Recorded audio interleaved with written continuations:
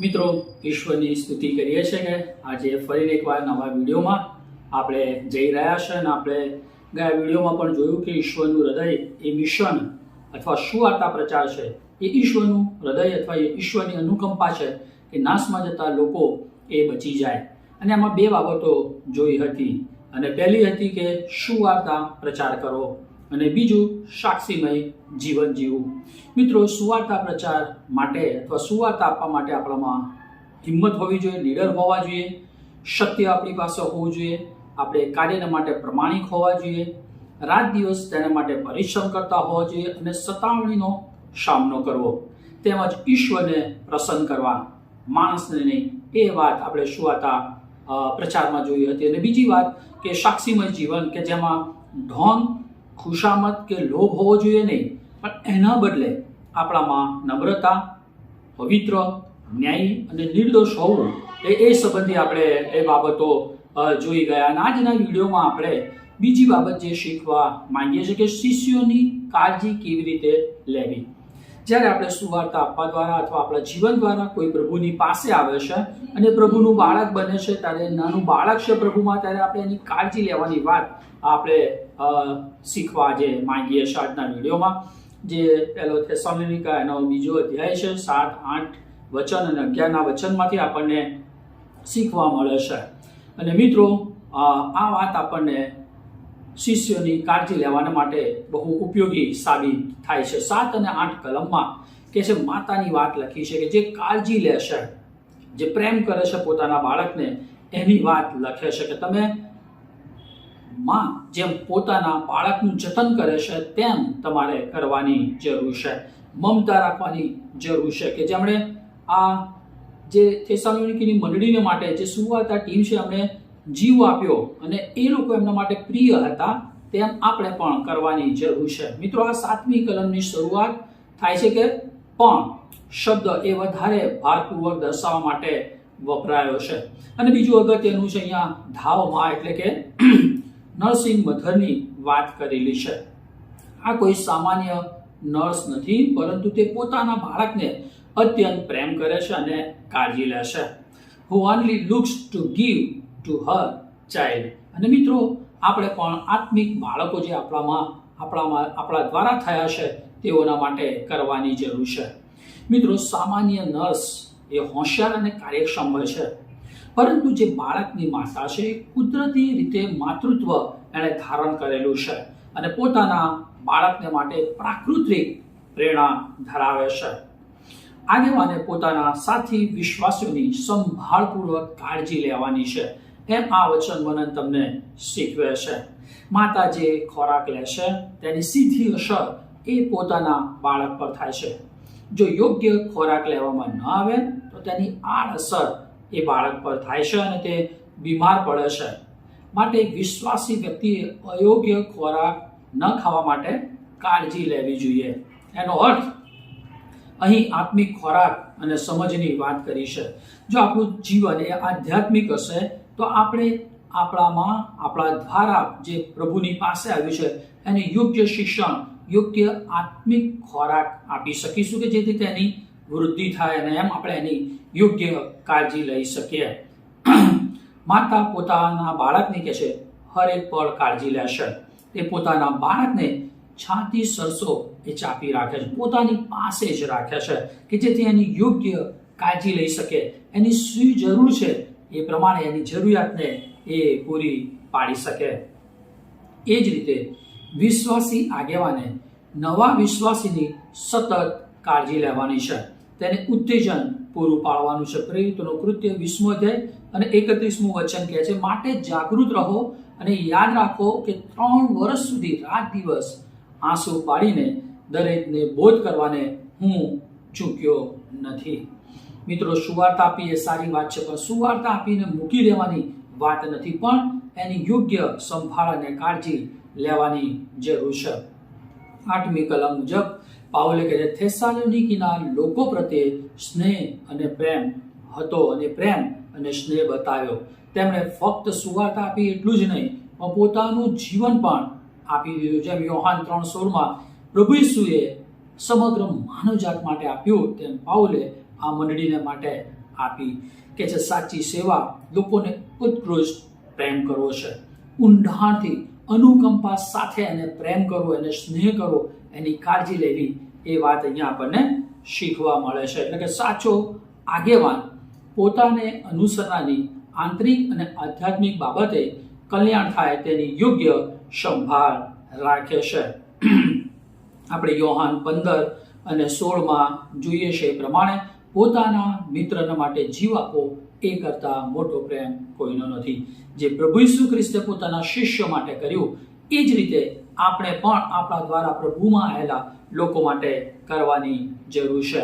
આપણે જોઈએ છે પ્રભુ ઈસુ ખ્રિસ્તનો પ્રેમ એ બિનશરતી, નિસ્વાર્થ, બલિદાનયુક્ત, નિર્દોષ અને પવિત્ર હતો.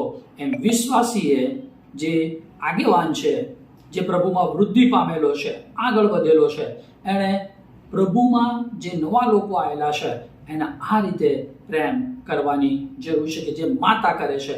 એમ વિશ્વાસી વ્યક્તિએ પ્રભુમાં જે નવા આવેલા લોકોને એ માતાની જેમ કાળજી લેવાની જરૂર છે. બીજી વાત આપણને 11મી કલમમાં શીખવા મળે છે. ત્યાં પિતાની વાત કરી છે, એક આગેવાનની વાત કરી છે કે જે પિતા અથવા આગેવાન એ પૂરું પાડનાર છે પોતાના બાળકને અથવા પોતાના બાળકની એ ચિંતા રાખનાર છે. બહુ સરસ વચન કહે છે, તેમજ તમે જાણો છો કે જેમ પિતા પોતાના છોકરાને, તેમ અમે તમારામાંના દરેકને બોધ, ઉત્તેજન તથા ચેતવણી આપતા હતા. મિત્રો, અહીં પાઉલ જે વાત કરે છે કે થેસાલોનિકાના લોકોને કેવી રીતે ચેતવણી આપી તેની વાત કરે છે. હવે પાઉલ નરસિંહ મધરમાંથી પિતાનું રૂપક અથવા ઉપમા આપે છે. અહીંયા કહે છે કે તમે જાણો છો. થેસાલોનિકમાં લોકોને સુવાર્તા આપનાર ટીમનું વર્તન અથવા વલણ એ બરાબર એ લોકો જાણતા હતા કે તિમોથી સાથે પાઉલ કેવી રીતે એમની સાથે વર્તતા હતા, અને તેમની સુવાર્તાના ટીમનો રોલ એ કે છે પિતા સમાન હતો. અહીંયા આપણે 3 બાબતો જોઈએ છે કે જે પાઉલે થેસાલોનિકીની મંડળીને માટે, વિશ્વાસમાં જે નવા લોકો છે તેઓના માટે કરી. પહેલી વસ્તુ કે છે બોધ. બોધ એટલે કોઈ એક બાજુ પર લોકોને લાવવા, કોઈ ખોટી જગ્યા પર છે તેમને પ્રભુનું વચન આપીને પ્રભુના માર્ગમાં લાવવા. એ બોધ આપણી ઈચ્છાની માંગણી કરે છે. આ ગોસ્પલ ટીમ, સુવાર્તાની ટીમ કે જે થેસાલોનિકા લોકોને પડકાર આપે છે કે ખ્રિસ્તમાં પરિપક્વ પામે અને વૃદ્ધિ પામે અને વિશ્વાસમાં એ લોકો આગળ વધે, અગ્રેસર બને. માટે પ્રભુના વચનનું યોગ્ય પદ્ધતિસરનું, સરળ, સમજી શકે, સ્વીકારી શકે અને આધીન થાય એ પ્રકારનું શિક્ષણ આપે છે. મિત્રો, આગેવાનનું વર્તન અન્ય સાથી વિશ્વાસીઓને પડકાર આપનાર હોવું જોઈએ. જે તિમોથી અને પાઉલ અને એમની જે ટીમ હતી એમનું આ પ્રકારનું જીવન હતું. બીજી વાત આપણને જે જોવા મળે છે કે એ લોકોને ઉત્તેજન અથવા દિલાસો આપનાર હતા. સલાહ સૂચન માટે સત્ય બોલવું, ઉત્તેજન માટે વૃદ્ધિ તરફ દોરી જવા. અને આ વાત એમના જીવનમાં, પાઉલના જીવનમાં જોવા મળતી હતી કે છે અનુસરનાર શિષ્યને ઉત્તેજન અને આનંદની જરૂર છે. એમને યોગ્ય માર્ગદર્શનની જરૂર છે. દરેક સેવામાં મુશ્કેલીઓ, પીછેહટ અને પરીક્ષણોનો સામનો તો કરવો જ પડે છે. અને તેવા સમયે આવા પ્રભુમાં આવેલા નવા બાળકો જે છે તેઓને દિલાસો પૂરો પાડો, ઉત્તેજન આપવાનું બહુ મોટું કારણ બની રહેશે. અને એ રીતે પિતા જેમ પોતાના બાળકને કરે છે એમ મોટા વિશ્વાસી જે પ્રભુમાં પરિપક્વ છે એ નવા આવેલા બાળકને કરવાની જરૂર છે. શૈતાન ઈશ્વરના કાર્યમાં નિરાશા લાવવા પોતાનાથી બનતા બધા જ પ્રયત્નો કરે છે.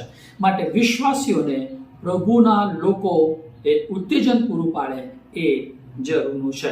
અને ત્રીજી વસ્તુ અહીંયા જે શીખવા મળે છે, સાથે સાથે ચેતવણીની પણ વાત લખેલી છે.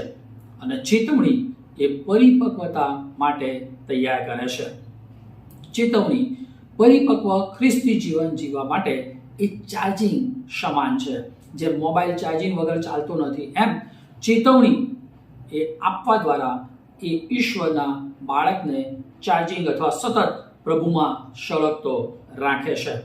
ભવિષ્યમાં થનાર નુકસાન અને ભૂલથી એને ચેતવણી આપવી પડે છે. લીડર જગતના ધોરણ સામે ચેતવે છે. પાપ અને જગત સાથેની મૈત્રીથી ચેતવણી એ પ્રભુમાં આવેલા નવા બાળકને અથવા એ નવી મંડળીને આપે છે. આમ પિતા પોતાના બાળકને સૂચન કરે છે અને શિસ્તમાં રાખે છે. 12મું વચન કહે છે, એ માટે ઈશ્વર જે તમને પોતાના રાજ્ય અને મહિમામાં તેડે છે તેને યોગ્ય થઈને તમે ચાલો. શા માટે ખ્રિસ્તી વ્યક્તિ તરીકે સુવાર્તામય અને સાક્ષીમય જીવન જીવવું જોઈએ તેનું સ્પષ્ટ કારણ આપણને 12મી કલમમાં જોવા મળે છે. અને માટે કે છે શરૂઆત એ માટે એ શબ્દ એ ઉદ્દેશને રજૂ કરે છે. ઉન્નતિ માટેની સુવાર્તા છે. અન્ય કોઈ પણ ઉદ્દેશ ઈશ્વરના ઉદ્દેશને માટે નથી. માટે આપણા દરેક કાર્યનો ઉદ્દેશ એ ઈશ્વરના મહિમા માટે હોવો જોઈએ. વ્યક્તિગત પ્રતિષ્ઠા એ મોટું પરીક્ષણ છે, પરંતુ ઈશ્વરનો મહિમા પ્રગટ કરવા માટે મને અને તમને તેડવામાં આવ્યા છે. અહીં ચાલો શબ્દ કાર્યના માટે જીવન છે તેનું સૂચન કરે છે. આપણે એ રીતે જીવન જીવીએ કે ઈશ્વર આપણા માટે ગર્વ અનુભવે. અહીં તેડું એ વિશ્વાસીઓને ખાસ એમના મહિમાના કાર્ય માટે બોલાવવામાં આવ્યા છે. તેમનો મહિમા પ્રગટ કરવાને માટે, એમના રાજ્યની વૃદ્ધિને કરવાને માટે, અને અન્ય લોકો જે નાશમાં જઈ રહ્યા છે એ ઈશ્વરના રાજ્યના ભાગીદાર બને માટે મને અને તમને તેડું આપવામાં આવ્યું છે. માટે તેડાને અનુરૂપ આપણે જીવનમાં આગળ વધીએ. આપણે ચોક્કસપણે આ તેડાના માટે આપણે આપણો ટેમ્પર અથવા મિજાજ અને ટ્યુન એટલે સુમેળમાં જીવન જીવીએ એવી ઈશ્વરની મારા તમારા માટેની ઈચ્છા છે. અહીં ભૂતકાળની નહીં પણ વર્તમાનની વાત લખી છે. પાઉલ થેસાલોનિકીના ખ્રિસ્તી જીવન માટે યોગ્ય બોજ હતો અને તેઓનું જીવન ફક્ત ઈશ્વરના મહિમા માટે હતું. તેઓ પ્રભુને મહિમા આપવા માટે સતત વૃદ્ધિ પામતા જાય એવું પાઉલ ઈચ્છતા હતા. માટે મારું ને તમારું જીવન એ ઈશ્વરનો મહિમા અને લોકો પ્રભુમાં વૃદ્ધિ પામે એ બે બાબતો હંમેશા ધ્યાન રાખીને આપણે ખ્રિસ્તી જીવન જીવવાની જરૂર છે. માટે જ મિત્રો, જેમ માતા પિતા પોતાના બાળકની કાળજી લે છે, તેમજ મારે અને તમારે જેને આપણે પ્રભુમાં લાવ્યા છે, શિષ્ય બનાવ્યા છે પ્રભુના, તેવા નવા વિશ્વાસીની માતા અને પિતા તરીકે આપણે કાળજી લેવાની છે. વ્યક્તિગત સુવાર્તા એ અતિ અગત્યની છે અને દરેક આત્મા માટે હું અને તમે જવાબદાર છે. શું મિત્રો, તમે કોઈને પ્રભુ ઈસુ ખ્રિસ્તના શિષ્યો બનાવ્યા છે ખરા? જો નથી બનાવ્યા તો એ બનાવવાની જરૂર છે. અને જો તમે બનાવ્યા છે તો શું તેઓને મૂકી દીધા છે? તો આપણે એવું ન કરીએ, પણ માતા અને પિતાની જેમ આપણે એમની કાળજી લઈએ અને એ લોકો પરિપક્વ બને માટે આપણે પ્રાર્થના સાથે એ કાર્ય કરવાની જરૂર છે. હું આશા રાખું કે આ વિડીયો દ્વારા આપણી જે આત્મિક ફરજ છે માતા અને પિતા તરીકેની, એ આપણે નવા પ્રભુમાં આવેલા બાળકો માટે આપણે એ ફરજને અદા કરીશું. Thank you very much. May God bless you. Amen.